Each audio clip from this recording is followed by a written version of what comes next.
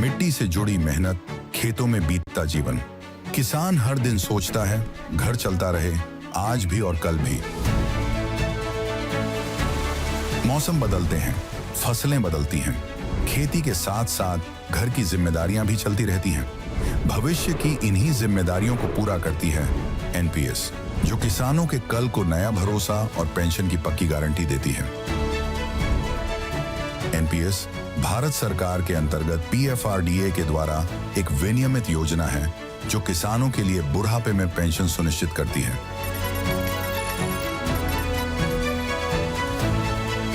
NPS खाता खोलने के लिए अपने नजदीकी सीएससी से संपर्क करें या 1800-1107-08 पर कॉल करें। पेंशन की पक्की गारंटी के लिए एनपीएस जरूरी है।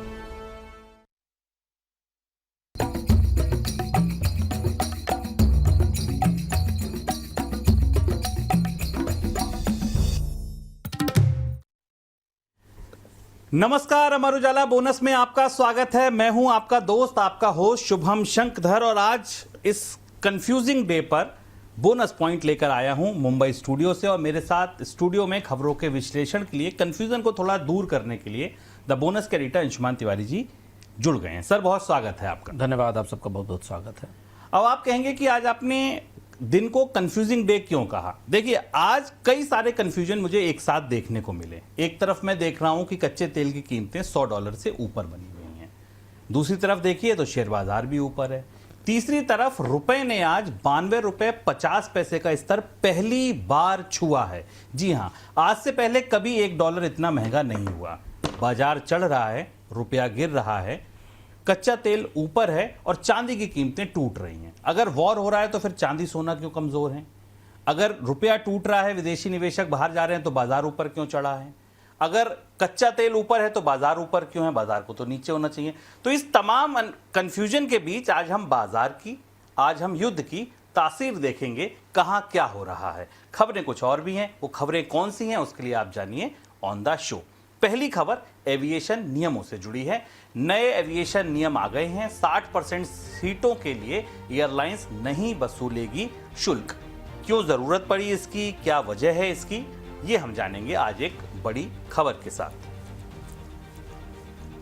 इसके बाद अगली खबर जो होगी वो होगी सीईए का बयान। कुछ ज्यादा महंगा हुआ क्रूड तो ग्रोथ घटेगी और महंगाई भी बढ़ने की चुनौती सामने खड़ी हो जाएगी, घाटा भी बढ़ने लगेगा। इसके बाद ट्रंप ने नाटो को लताड़ा, ईरान युद्ध में साथ नहीं देने के लिए मूर्खता भरी गलती बताया। बयानों के लिए तो जाने ही जाते हैं ट्रंप। आज कहा है कि मूर्ख हैं वो लोग जो ईरान युद्ध में ट्रंप का साथ नहीं दे रहे हैं। इसके बाद एलपीजी की खपत घटी। मार्च के पहले पखवाड़े में 17% घटी खपत, सप्लाई घटने का असर। और ये खपत घटी, लेकिन लोगों ने खाना तो खाना बंद नहीं किया होगा, तो ये खपत पहुंच गई कोयले की तरफ, लकड़ी की तरफ, और बहुत सारे लोग कोयले पर शिफ्ट हुए। इसके बाद हम चर्चा करेंगे भारत चीन व्यापार की। ट्रेड बढ़ने के बाद भी भारत के लिए व्यापार घाटा रिकॉर्ड स्तर पर।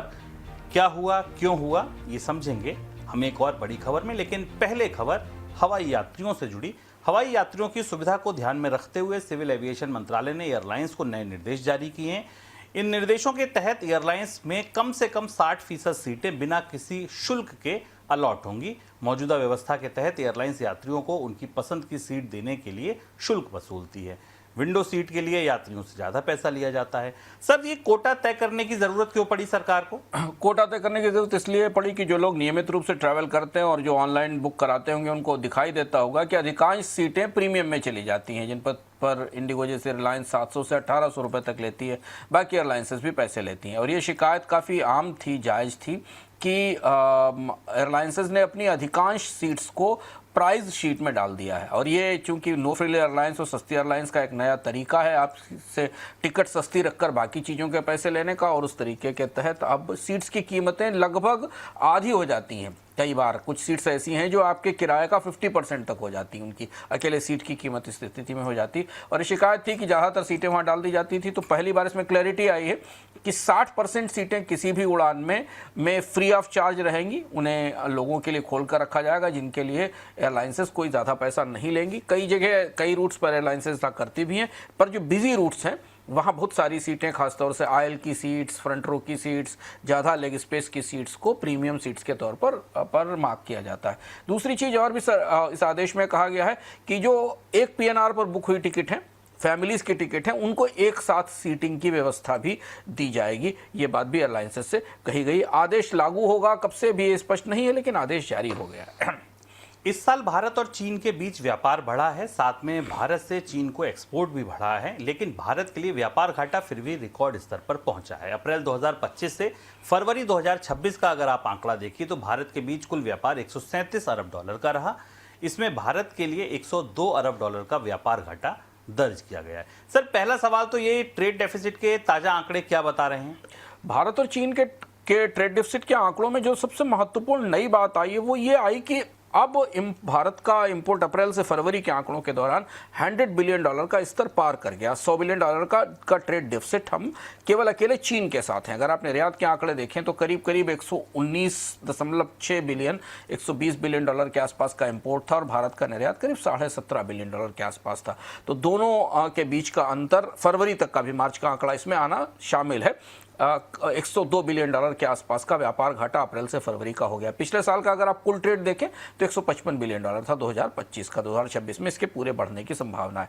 चीन से इंपोर्ट हमारा 12 से 13% की दर से बढ़ रहा है और चीन को एक्सपोर्ट करीब 10% की बढ़ोतरी दिखा रहा है। तो पूरा का पूरा स्ट्रक्चर पिछले 2 साल से 3 साल से और ज़्यादा चीन पर डिपेंडेंसी की तरफ बढ़ रहा है, ये मोटे आंकड़े बताते हैं। सर, एक और चीज़ कि भारत की चीन पर निर्भरता सबसे ज़्यादा कहाँ है? अगर आप 80% इंपोर्ट देखें शुभम, तो 4 सेक्टर्स में है केवल। इलेक्ट्रॉनिक्स, जहां से हम 80% इंपोर्ट करते हैं, और यही PLI भी भारत ने दी है। PLI इसी जगह आई है, लेकिन इसके बाद भी 80% mobile parts, chips, battery, 40% component चीन से आते हैं। Machinery, power project, industrial project है। इसके अलावा केमिकल्स, फार्मास्यूटिकल में बड़ी डिपेंडेंसी है।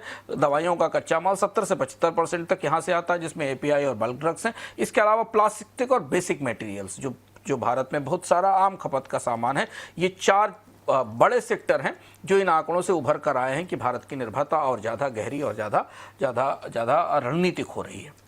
सर, एक और सवाल ये कि रणनीतिक अगर है तो ये कितना खतरनाक है कि चीन पर हमारी स्ट्रेटेजिक निर्भरता इतनी ज़्यादा है? स्ट्रेटेजिक निर्भरता में सोलर सेल, वेफर्स देख लीजिए, सबसे बड़ी निर्भरता है भारत की। 100% चीन से आते हैं। EV बैटरी 80 से 90% कंपोनेंट चीन से आ रहे हैं। रेयर अर्थ 80 से 90% कंपोनेंट चीन से आ रहे हैं। तो एक तरफ तो आपके जो बल्क उपयोग के सामान हैं, जिसमें इलेक्ट्रॉनिक्स चिप्स हैं, जिसमें प्लास्टिक का बेसिक मटेरियल है, जिसमें दवाओं का कच्चा माल है, ये जो बल्क में आ रहा है ये बड़ी निर्भरता है। और फिर जो स्ट्रेटेजिक है चीज़ें हैं, जहाँ चीन की अब पहले से ही बढ़त है, वहाँ भी है। तो पूरा का पूरा जो इंपोर्ट ढांचा है भारत की, जो मैन्युफैक्चरिंग की जो पूरी बेस है, बैकबोन है, वो चीन के आयात पर बहुत गहराई तक रणनीतिक तौर पर निर्भर है और चीन को इसमें बड़ी बढ़त मिली है।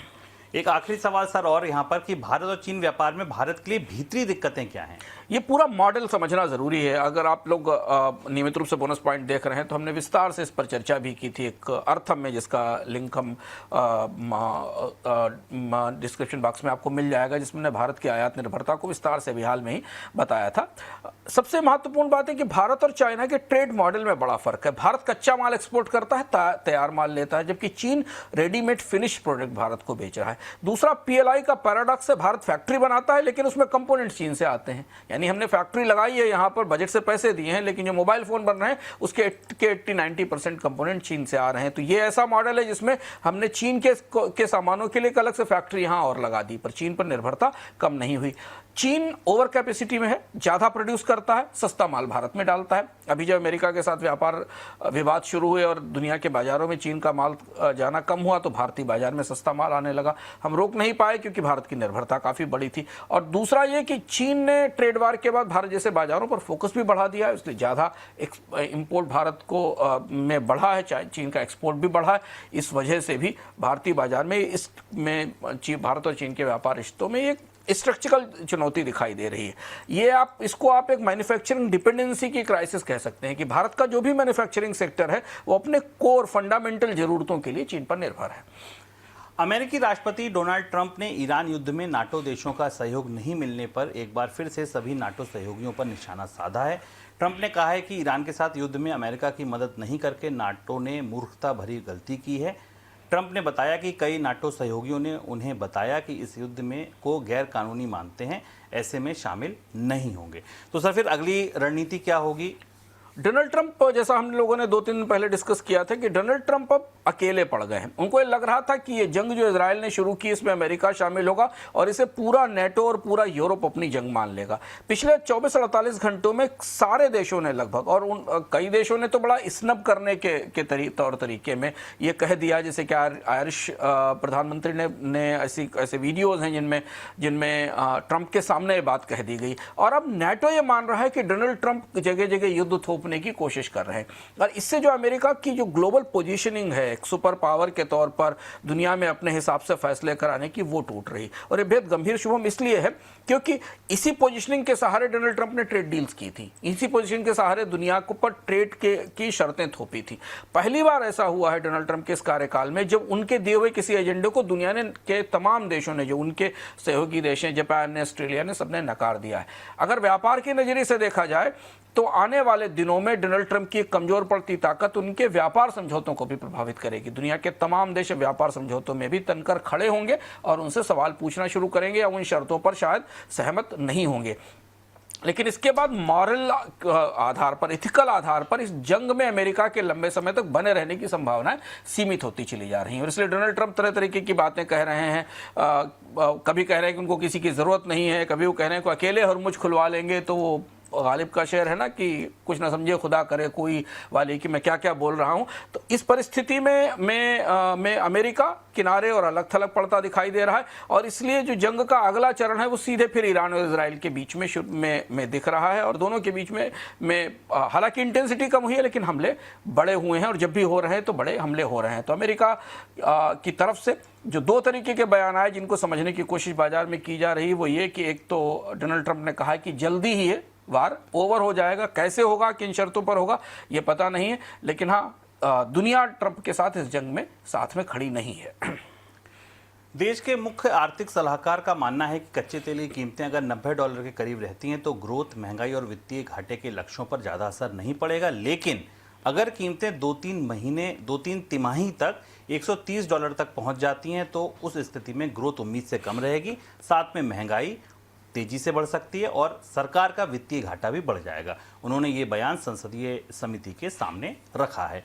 सर, क्या चेतावनी दी आर्थिक सलाहकार ने और तेल अगर $100 पर होने पर भारत की अर्थव्यवस्था पर क्या असर पड़ेगा? देखिए, हम लोग लगातार बोनस पॉइंट में आपको ये बात बता रहे हैं। तेल लंबा 3-4 दिन हो गए हैं और कच्चे तेल की कीमत $100 से ऊपर बनी हुई है, नीचे नहीं गई। 100 से $103-104 के आसपास है और अब सरकार इसकी आंच महसूस करने लगी। एक सरकार के बयान ये है कि नहीं, कोई संकट नहीं है, कोई समस्या नहीं, सारी चीज़ें ठीक हैं, पर लेकिन सरकार के भीतर से सरकार के आर्थिक सलाहकार, पेट्रोलियम मंत्रालय बराबर ये कह रहा है कि क्राइसिस गहरा रही है और दबाव बढ़ रहा है।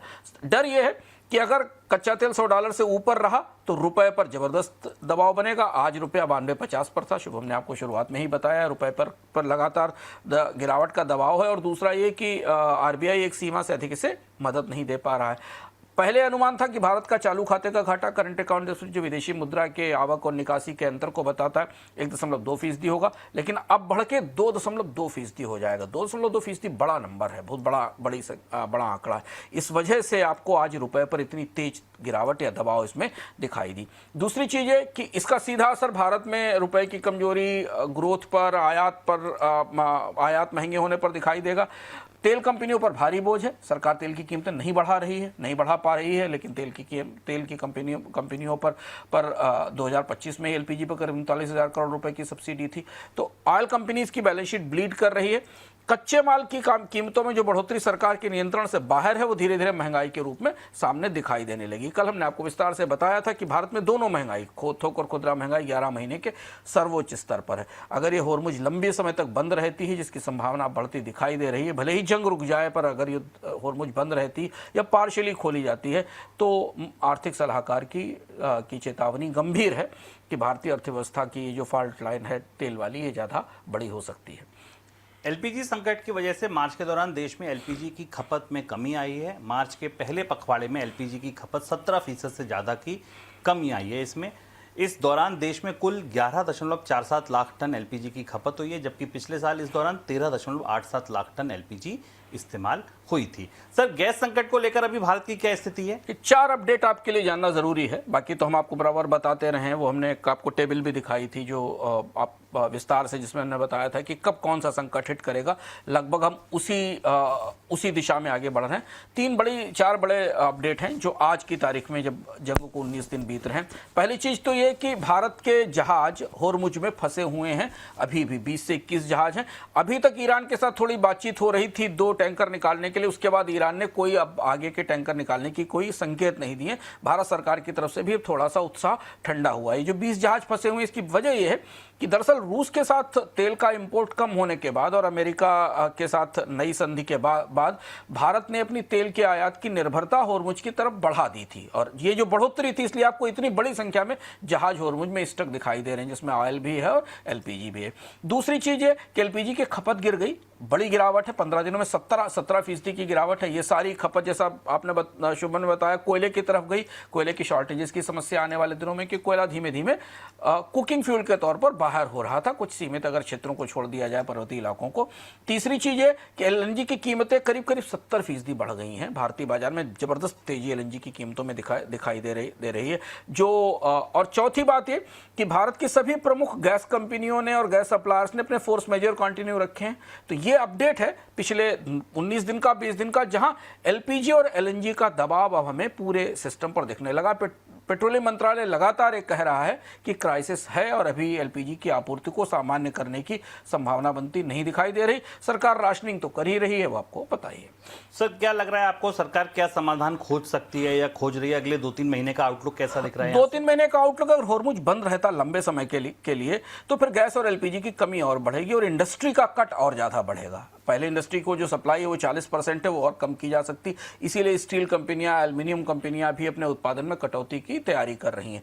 फर्टिलाइजर अब अगला बड़ा दबाव का केंद्र है। आपको याद होगा, हमने बताया था कि 30 दिन 40 दिन तक अगर ये संकट खिंचता है तो फर्टिलाइजर के लिए चुनौती होगी खरीफ के मौके पर, और वो चर्चाएं अब धीमे धीमे निकल कर आना शुरू हो गई। फर्टिलाइजर एक बड़ी समस्या है। उर्वरक की कमी अभी नहीं है, लेकिन हाँ, आने वाले दिनों में दिखाई दे सकती। सरकार कनाडा, नॉर्वे, रशिया और अल्जीरिया, ये 4-5 ऐसे देश हैं जहां से तेल और गैस इंपोर्ट करने की कोशिश कर रही है, खासतौर से एलपीजी के इंपोर्ट की कोशिश कर रही है। जैसा, लेकिन ये इतने दूर हैं कि यहाँ आते आते 30 दिन, 25 दिन, 20 दिन का समय लग सकता है। और सबसे बड़ी बात ये कि कागज पर ये बहुत सही दिखता है, पर फ्रेट बहुत ज्यादा हो चुका है शिप्स का। वारेंज प्रीमियम ज़्यादा बढ़े हुए हैं और दूर दराज के इलाकों से आ रहा है। तो ये जब तक सप्लाई क्रमशः इसका क्रम नहीं बनता है, तब तक हमें आने वाले दिनों में संकट और बढ़ता दिख सकता है। ईरान युद्ध का आज 19वां दिन है। इस युद्ध की वजह से दुनिया भर में एनर्जी की लागत बढ़ रही है। कच्चे तेल और नेचुरल गैस की कीमतें आसमान पर हैं। साथ में पेट्रोलियम प्रोडक्ट के दाम भी बढ़ रहे हैं। युद्ध के खत्म होने के अभी कोई आसार नजर नहीं आ रहे। ईरान पर हमले बढ़ने के साथ वह जवाबी कार्रवाई कर रहा है। उधर इजराइल भी पीछे हटने को तैयार नहीं है। युद्ध लंबा चला तो वैश्विक स्तर पर, ग्लोबल लेवल पर इन्फ्लेशन का संकट और गहरा सकता है। सर, क्या आपको लगता है ईरान कितने समय तक ये होर्मुज को बंद रख सकता है? ईरान के पास कितनी ताकत बची है अभी?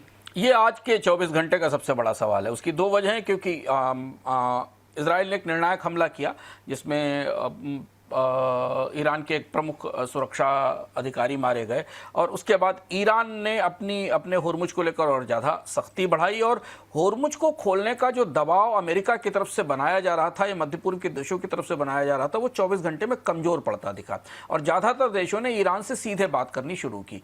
एक और महत्वपूर्ण बात जो शायद आप लोगों ने नोटिस की हो कि युआन के पेमेंट में पहला टैंकर भी निकला। वो टैंकर पाकिस्तान पहुँचा, जो पाकिस्तान के लिए भेजा गया था। यानी जो शर्त लगाई थी ईरान ने कि जो युआन में ऑयल और गैस का ट्रेड करते हैं उनके टैंकर जाने दिए जाएंगे, तो टैंकर भी निकला। इससे लग रहा है कि ईरान होर्मुज का इस्तेमाल लंबे समय तक के लिए करेगा। अगर आप आधिकारिक रूप से बयान देखें तो ईरान ने जंग खत्म होने के लिए शर्त रखी है कि सारे बेसेस हटाए जाएं, मध्य पूर्व से अमेरिका के देशों के, और दूसरी चीज जो उसको जंग में नुकसान हुआ उसकी भरपाई की जाए। तो ईरान की तरफ से इस जंग को खत्म करने का एजेंडा पूरी तरह से स्पष्ट है। अमेरिका ने इस तरफ से इसमें इजराइल ने इस पर कोई प्रतिक्रिया नहीं दी है। जहाजों की आवाजाही बिल्कुल कम है। अमेरिकन नेवी बार बार कहती है कि एस्कॉर्ट देगी वहां से जहाजों को निकालने के लिए, लेकिन ऐसा उन्होंने नहीं किया है। माइंस और बारूदी सुरंगों का खतरा बना हुआ है, बल्कि माइंस स्वीपर्स गए भी थे अमेरिका के, जिन्होंने वहां से माइंस हटाई हैं। इस स्थिति में ईरान लंबे समय तक के लिए, अगर आप आज भी बंद खोलने की संभावना बनती दिखाई देती, तो 5-6 हफ्ते तो उसके माइंस को साफ करने में लगेंगे, जो माइंस वहां पर तैर रही हैं। तो खुलना आसान है, लेकिन भले ही युद्ध रुक जाए, लेकिन वहां सामान्य कामकाज शुरू हो सकेगा और बीमा कंपनियां अपने प्रीमियम्स को बदलेंगी। इसे देखने की जरूरत होगी। ईरान इसे लंबे समय तक बंद रखने की क्षमता रखता है। सर, एक और सवाल ये कि इस स्थिति में सबसे ज्यादा फायदा हो रहा है किसी को क्या? देखिए, ईरान के पास, जैसे ईरान के पास अभी करीब सा माना जा रहा है कि 2000 से 6000 तक नेवल माइंस है जिनका इस्तेमाल नहीं हुआ है। छोटे बोट हैं, 80 से 90% बोट बचे हुए हैं, रॉकेट्स हैं और क्रूज मिसाइल्स हैं, जिस वजह से ईरान इस होर्मुज पर अपने पूरे नियंत्रण को बनाए रखता है। उसका फायदा भी हो रहा है। 2 देशों को सबसे ज्यादा फायदा, बल्कि 3 देश माने तो आपको फायदा हो रहा है। खुद ईरान को फायदा हो रहा है, क्योंकि ईरान का तेल तो निकल ही रहा है, सबसे बड़े ग्राहक चीन के लिए जा रहा है और महंगी कीमत पर मिल रहा है।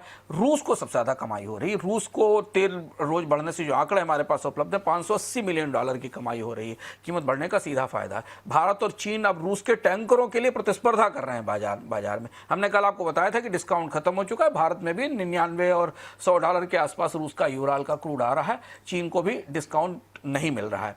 दूसरा, अमेरिका को बड़ा फायदा हो रहा है, क्योंकि अमेरिका ने अटलांटिक के इस पार यूरोप में गैस और तेल की आपूर्ति बढ़ाई है। दुनिया का सबसे बड़ा वो निर्यातक है, और गल्फ की सप्लाई रुकने के कारण यूरोप के हिस्सों में जहां आसानी से तेल और गैस पहुंच सकती है, वहां उसकी आपूर्ति बढ़ी है। कंपनियों को बड़ा मुनाफा है। और चीन को तो खैर फायदा हो ही रहा। चूंकि चीन के पास ईरान का तेल सस्ती कीमत पर आ रहा है, जो उसके पुराने समझौते के आधार पर है, जो ईरान और चीन के बीच 25 साल का समझौता था। होर्मुज में उसे स्पेशल एक्सेस मिली हुई है। जोखिम है, लेकिन इसके बाद भी ये 3 देश तात्कालिक तौर पर फायदे में। सऊदी ने अपनी रणनीति पिछले 3 दिन में बदली है शुभम। सऊदी ने अपने तेल का एक बड़ा हिस्सा यान्यूब पर पहुंचाना शुरू किया है पाइपलाइन के जरिए।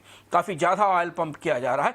इसलिए सऊदी के साइड से, मतलब जो बाब अल मंदेब और रेड सी वाला रास्ता है, जहां यान्यूब की पाइपलाइन खुलती है, वहां से तेल की आपूर्ति थोड़ी बढ़ना शुरू हुई है। तो सऊदी को तो एक रास्ता मिल गया, लेकिन बाकी देश जो पूरी तरह होर्मुज पर निर्भर है, जैसे कतर, कुवैत, इराक, इनके लिए तेल की सप्लाई का कोई विकल्प नहीं है। सर, जेरूसलेम की तरफ से अगर खड़े होकर इस युद्ध को देखें तो इजराइल को ये युद्ध कितना महंगा पड़ रहा है? यह सवाल भी आज सबसे बड़ा था, क्योंकि कई तरीके की चर्चाएं थी। इजराइल की युद्ध क्षमता कितनी है? मान लीजिए अमेरिका कहे भी तो क्या इजराइल युद्ध बंद करने को तैयार हो जाएगा? क्योंकि इजराइल ने जंग शुरू की थी, इससे पहले भी पिछले साल जंग लड़ी थी। ये भी सवाल लोगों के दिमाग में और शेयर बाजारों में और निवेशकों को ये इसकी गणित समझने की कोशिश उनके बीच में जारी है।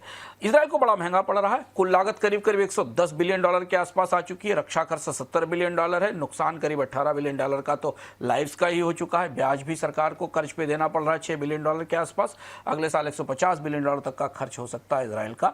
2026 का रक्षा बजट भी बढ़ा है, 115% से ज्यादा बढ़ाया गया था 2026 का रक्षा बजट घाटा भी रिकॉर्ड ऊंचाई पर है।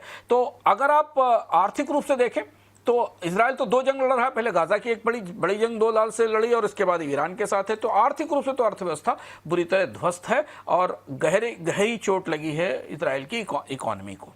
तो आप ये मानते हैं कि इजराइल जो है वो अमेरिका पर निर्भर है? बहुत हद तक अगर आंकड़े आप देखें तो जो सामान्य मदद है वो करीब $3 से $4 बिलियन तो हर साल सीधी मदद आती है अमेरिका से इजराइल को। इसके अलावा युद्ध के दौरान $18 बिलियन की एडिशनल मदद आई है। 2023 के बाद बड़ी संख्या में अमेरिका ने हथियार दिए हैं, जिनकी कीमत करीब $32 बिलियन अलग अलग आंकड़ों में आ रही है। तो युद्ध के बाद रक्षा बजट का 30 से 35% तक ऐसा माना जा रहा है। कैथम हाउस और अन्य जो एजेंसियां हैं या जो रिसर्चर हैं वो मान रहे हैं कि 30 से 35% तक का यूएस का सपोर्ट है। तो अमेरिका का सपोर्ट बने रहने तक युद्ध लंबा चलना मुश्किल है। कल आपको याद होगा हमने बताया था कि मिडिल ईस्ट के देश इस बात के लिए अमेरिका पर दबाव बना रहे हैं कि इजराइल को सपोर्ट में थोड़ी कमी की जाए, जिससे कि इजराइल की ये जो युद्ध क्षमता, मारक क्षमता, वो कम हो सके। अब इजराइल कह चुका है, आधिकारिक रूप से बयान आपने भी सुने होंगे, कि 3 से 4 हफ्ते तक उस जंग को जारी रखना चाहता है। और ऐसी स्थिति में ईरान में इजराइल की जो अब मौजूदा आर्थिक क्षमता है उनका इस्तेमाल उसमें किया जा रहा है। इजराइल कितने समय तक सर फिर इस स्थिति में युद्ध जारी रख सकता है, और इजराइल के अंदर किसे फायदा हो रहा है? तो सैन्य स्तर पर अभी लड़ सकता है इजराइल, दबाव बन रहा है। जहां नुकसान हुआ है बड़ा इजराइल को, वो उसका मिसाइल डिफेंस सिस्टम है, जो मिसाइल डोम है वो ध्वस्त हो गया है। इंटरसेप्टर मिसाइल्स की संख्या कम हुई है, इजराइल के पास बहुत सीमित मिसाइलें बची हुई हैं क्योंकि लंबा युद्ध कर रहा है। रिजर्व सैनिक तैनात हैं, हर सैनिक पे $12,000 के आसपास की लागत आ रही है। हथियारों का स्टॉक तेजी से कम हो रहा है और अमेरिका के हथियार स्टॉक भी कम हो रहे हैं। तो ज़्यादा महत्वपूर्ण बात जो अब करीब से देखने की कोशिश की जा रही कि क्या नई हथियारों की खेप अमेरिका की तरफ से इजराइल को इस जंग के लिए आएगी, क्योंकि इजराइल की फैक्ट्रियां कितना भी उत्पादन करें, जितना एम्यूनेशन खर्च हो रहा है उतना एम्यूनेशन रिप्लेनिश होने में, वापस आने में समय लगेगा। इसीलिए $13 बिलियन का नया बजट दिया गया। फायदा किसे हो रहा है? सबसे ज़्यादा फायदा नेतन्याहू को खुद हो रहा है। चूंकि भ्रष्टाचार के मामले की जांच इस वजह से टली है, बिल आया था, तो यह माना जा रहा है कि अगर जंग रुकी तो नेतन्याहू पर भ्रष्टाचार का मामला शुरू हो जाएगा, जो लंबे समय से टल रहा है। तो राजनीतिक रूप से वे इस जंग को लंबे समय तक चलाए रखना चाहते हैं, जब तक वो इसे चला सके। दूसरा, उनकी सरकार कुछ अल्ट्रा राइटिस्ट विंग के सपोर्ट से है, जिसमें बेन गवीर और इस्मारिश जैसे ग्रुप हैं, जो पूरी तरह गाजा को ख़त्म करके और वहाँ पर एक पैरेलल बस्ती बसाना चाहते हैं। उनको इसका लाभ हो रहा है। थोड़ा डिफेंस कंपनियों को फ़ायदा हो रहा है, खासतौर से अमेरिका की डिफेंस कंपनियों को बड़ा फ़ायदा हो रहा है, क्योंकि वो इन हथियारों को इजराइल को बेचती हैं। मीडियम इंटेंसिटी में इजराइल 1 साल तक जंग लड़ सकता है। लेकिन अगर बड़ी जिस तरीके की जंग अब हो रही और ईरान जिस तरह से इजराइल के प्रमुख नागरिक हिस्सों को, तेल अवीव के हिस्सों को निशाना बना रहा है, वहाँ अब वो क्षमता लड़खड़ाती दिख रही है। अंदर की जो देखने की बात है वो ये होगी कि क्या ये इस जंग में अमेरिका इजराइल से अब दूर हटेगा कि नहीं। सारा सवाल, सारी चीज़ें लोगों के दिमाग में इस पर आकर अटकती हैं। बिल्कुल, अगर अमेरिका खड़ा है, साथ में नाटो तो नहीं आ रहा। अमेरिका अगर खड़ा है तो उतने समय तक ही इजराइल दरअसल लड़ सकता है। तो ये था हमारा आज का बोनस पॉइंट। पूरी उम्मीद है आपको इस कंफ्यूज। सर अच्छा, एक सवाल और, वो सवाल शेयर बाजार पर करना चाहूँगा सर। आज ये युद्ध अभी चल रहा है, 3 दिन पहले तक ये बातें हो रही थी कि सितंबर तक चल सकता है, लंबा चल सकता है युद्ध। क्या बदल गया 2-3 दिन में सर पिछले की बाजार में ये रिकवरी आ गई कि नीचे से हम 2000, 3000, 2500 पॉइंट करीब चढ़ गए? कुछ भी फंडामेंटली कुछ नहीं बदला। क्रूड की कीमत को लेकर सरकार की तरफ से खतरे के संकेत हैं। $100 से ऊपर का तेल है। ये लगता है कि बाजार में जो एक्स्ट्रा लिक्विडिटी उपलब्ध थी डोमेस्टिक इन्वेस्टर्स के पास, और उन्हें एक अच्छी वैल्यू बाइंग अपॉर्चुनिटी मिली, क्योंकि बाजार में करेक्शन बहुत तेज था। तो अभी भी वो जो टेक्निकल लेवल से वहाँ से बहुत सारे ऐसे स्टॉक जो नॉर्मली सामान्य दिनों में नकारे जा रहे थे, जिनके फंडामेंटल्स भी अच्छे नहीं, अगर स्टॉक लेवल पर आप चले जाएं, जैसे IT कंपनियाँ भी उनके, लेकिन वहाँ भी अब चूंकि लिक्विडिटी मौजूद है, SIPs के पैसे जा रहे हैं, डोमेस्टिक इन्वेस्टर फंड्स के पास पैसे हैं, तो उन्होंने यहाँ से बाइंग की है। दूसरा जो संभावना दूर की दिख रही है कि बाजार तो अब यहां से इसलिए वापसी करेगा क्योंकि जंग कितनी चलेगी, आखिर जंगबाज भी थकेंगे। डोनाल्ड ट्रंप खुद थक रहे हैं, जो बातें वो पहले कह रहे थे वो बदल रहे हैं, तो कहीं से थोड़ी थोड़ी छोटी छोटी होप दिखाई दे रही हैं। तीसरी चीज़ है कि लोगों को ये लग रहा है कि क्रूड की कीमत है $108, $103 पर, लेकिन अगर अभी वार में सीज फायर की घोषणा हुई तो क्रूड यहाँ से बहुत तेजी से क्रैश करेगा, नीचे आएगा, क्योंकि ग्लोबल लेवल पर डिमांड सप्लाई के वाला सपोर्ट तो क्रूड के पास नहीं है। अतिरिक्त उत्पादन भी था जो भी थोड़े समय का डिसरप्शन है। तो इन सारी परिस्थितियों में लोगों को लग रहा है कि अब जंग थक रही है, और चूंकि रूस यूक्रेन युद्ध को करीब से लोग से देखा गया है पिछले 1-1.5 साल में कि लंबी चलती है जंग, फिर भी बाजार चलते रहते हैं। तो अगर ये उस तरीके का युद्ध है जो धीमी इंटेंसिटी में चलता रहेगा, तो बाजारों को में एंट्री का कीमतों के आधार पर टेक्निकली सपोर्ट का एक रास्ता मिलता दिख रहा है। लेकिन फिर भी ये तेजी फ्रेजाइल है, कमजोर है। मतलब इसके साथ ग्लोबल जियोपॉलिटिक्स के, महंगाई के बाकी फंडामेंटल्स नहीं है। आज इस बात पर ध्यान रखिएगा कि आज फेडरल रिजर्व की बैठक होने वाली है। फेडरल रिजर्व की बैठक से क्या नतीजा निकलता है, क्योंकि अमेरिका में सबसे बड़ा खतरा इस बार जो इस फेडरल रिजर्व की बैठक से लोग पढ़ने की कोशिश करेंगे वो स्टैगफ्लेशन का होगा। अमेरिका स्टैगफ्लेशन की तरफ बढ़ रहा है, बेरोजगारी बढ़ रही है, महंगाई ऊंची बनी हुई है, ग्रोथ गिर रही है, तेल की कीमतें ऊपर हैं। अगर स्टैगफ्लेशन जैसे कोई शुरुआती संकेत फेडरल रिजर्व की बैठक के मिनट्स में या जीरोम पावल जिनकी आखिरी मीटिंग है उनके भाषण में आते हैं, डॉट प्लॉट क्या आता है, इसके बेस पर बाजार में कल दुनिया में रिएक्शन दिखाई देगा। हम कल आपको बता चुके हैं कि ब्याज दरें बढ़ने का दौर शुरू हो गया है, ब्याज दरों में कटौती का दौर तो लगभग अब खत्म ही हो गया है। तो स्थिति अभी भी असमंजसपूर्ण है। जिस कन्फ्यूजन की बात शुभम शुरुआत में कर रहे थे बाजारों में, वो तरह तरह के कन्फ्यूजन अभी भी बने हुए हैं कि स्टैगफ्लेशन होगा, ब्याज दरें बढ़ने लगेंगी क्या, ये सारे सवाल अभी भी अनुत्तरित हैं। बिल्कुल, तो इस कंफ्यूजन के दिन पर साफ दृष्टि देने के लिए सर बहुत शुक्रिया आपका, आप लोगों का भी बहुत बहुत शुक्रिया। अपने सवाल सुझाव भेजिए, कल फिर आता हूं बोनस पॉइंट का नया संस्करण लेकर, तब तक के लिए दीजिए इजाजत, नमस्कार।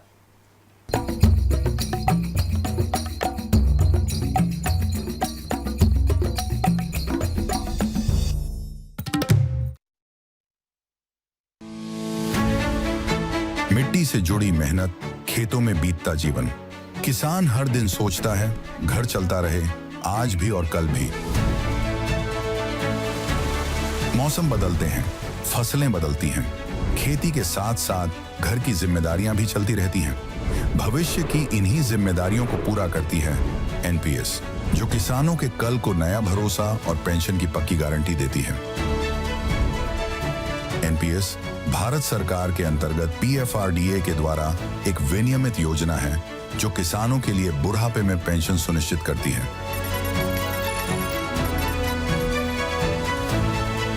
एनपीएस खाता खोलने के लिए अपने नजदीकी सीएससी से संपर्क करें या 1800-1107-08 पर कॉल करें। पेंशन की पक्की गारंटी के लिए एनपीएस जरूरी है।